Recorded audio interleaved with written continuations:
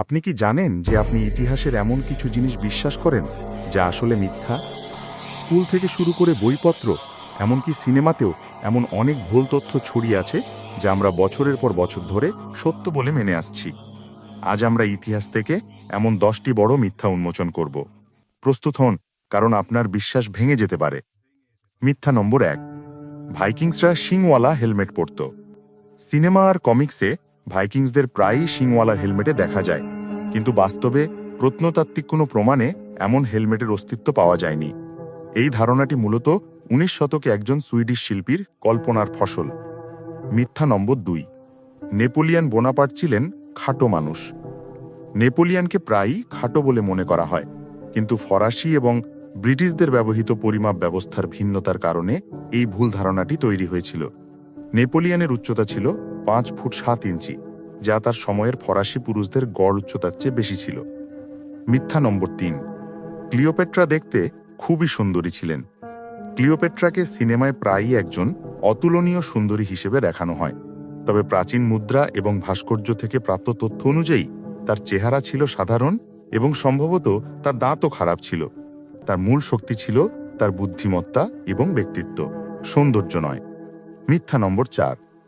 নিউটনের মাথায় আপেল পড়ার পরই তিনি মাধ্যাকর্ষণ আবিষ্কার করেন। আইজ্যাক নিউটন আসলে একটি আপেল গাছ থেকে আপেল পড়া দেখেছিলেন, কিন্তু মাধ্যাকর্ষণের ধারণাটি তার মাথায় তাৎক্ষণিকভাবে আসেনি। এটি ছিল বছরের পর বছর ধরে করা গবেষণা এবং চিন্তাভাবনার ফল। আপেলের ঘটনাটি ছিল তার গবেষণার একটি অনুপ্রেরণা মাত্র। মিথ্যা নম্বর 5। মধ্যযুগে মানুষ বিশ্বাস করত পৃথিবী সমতল। বহু শতাব্দী ধরে মানুষ বিশ্বাস করত পৃথিবী সমতল, কিন্তু এটি একটি আধুনিক ভুল ধারণা।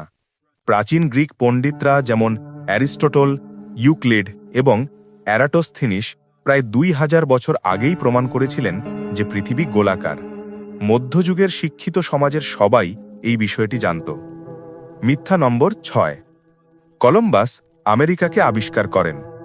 ক্রিস্টোফার কলম্বাস আমেরিকায় পৌঁছানো প্রথম ইউরোপীয় ছিলেন না। ভাইকিংসরা তারও 500 বছর আগে উত্তর আমেরিকায় বসতি স্থাপন করেছিল। এছাড়া কলম্বাস আমেরিকা পৌঁছেও জানতেন না যে তিনি নতুন কোনো মহাদেশে আছেন। তিনি ভেবেছিলেন তিনি ভারত বা এশিয়ার অন্য কোনো স্থানে পৌঁছেছেন। মিথ্যা নম্বর 7। থমাস এডিসন একাই বাল্ব আবিষ্কার করেন। এডিসন বাল্বের বাণিজ্যিক ব্যবহার নিশ্চিত করেছিলেন, কিন্তু তিনিই প্রথম বাল্ব আবিষ্কার করেননি। তারও অনেক আগে ব্রিটিশ বিজ্ঞানী জোসেফ সোয়ান একটি কার্যকর ইলেকট্রিক বাল্ব তৈরি করেছিলেন। এডিসন মূলত সোয়ানের ডিজাইনকে উন্নত করে সেটিকে বাণিজ্যিকরণ করেছিলেন। মিথ্যা নম্বর 8। আইনস্টাইন ছাত্রজীবনে খারাপ ছাত্র ছিলেন। আইনস্টাইন কখনোই খারাপ ছাত্র ছিলেন না। গণিত এবং বিজ্ঞানে তিনি সবসময় ভালো ছিলেন। একটি প্রচলিত গল্প অনুযায়ী তিনি গণিতে ফেল করেছিলেন, কিন্তু এটি সম্পূর্ণ মিথ্যা। তার উচ্চ বিদ্যালয়ের রিপোর্ট কার্ডে তিনি গণিত এবং বিজ্ঞানে সর্বোচ্চ গ্রেড পেয়েছিলেন। মিথ্যা নম্বর 9। ভিনসেন্ট ভ্যান গখ তার কান কেটে ফেলেছিলেন।